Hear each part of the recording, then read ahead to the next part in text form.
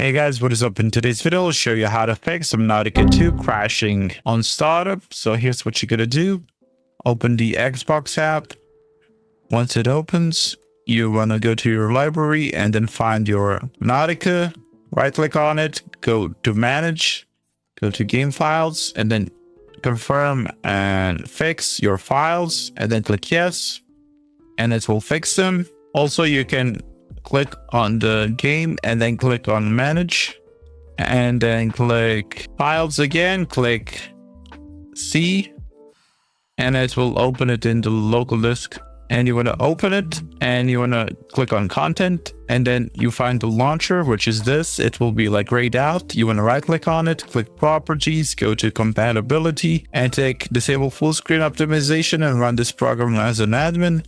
Apply, exit out of that. And the last thing you want to do is go to NVIDIA app, go to drivers, and then download the latest drivers or re-download them if you already have them.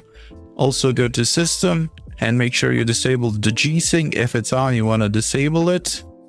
And go to settings and disable NVIDIA overlay. And after you've done all of that, hopefully your game should work properly. And also make sure to disable any antivirus, afterburner, fan control, RGB lights, anything that can interfere with the game. After you close all of that, try relaunching the game.